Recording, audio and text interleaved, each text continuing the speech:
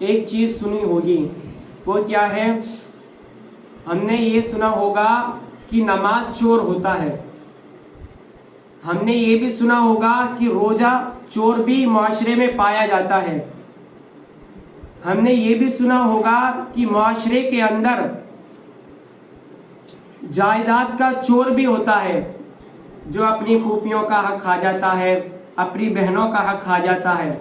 لیکن اس کے علاوہ ہمارے معاشرے کے اندر ایک چور اور پنپ رہا ہے، وہ کیول 1 2 3 کا حق نہیں کھاتا، وہ 8 لوگوں کا حق کھا جاتا ہے۔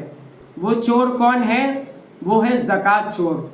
ہمارے معاشرے کے اندر اگر کوئی ایسی عبادت ہے جس کو بالکلی طور پر ختم کر دیا گیا ہے، کچھ ہی لوگ ہیں جو ادا کرتے ہیں، وہ زکوٰۃ ہے۔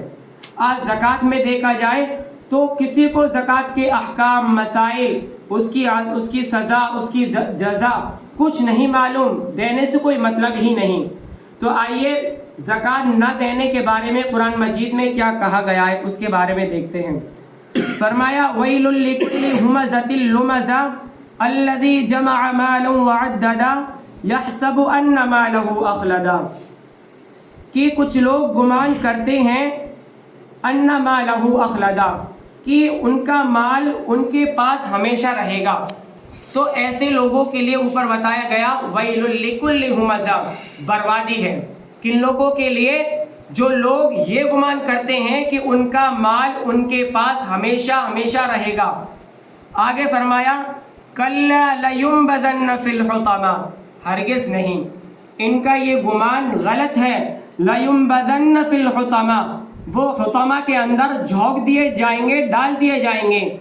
یہ حطمہ کیا چیز ہے؟ یہ اللہ رب العالمین سوال کر رہا ہے۔ وَمَا أَدْرَاكَ مَا الْحُطَمَةِ، آپ کیا جانو حطمہ کیا ہے؟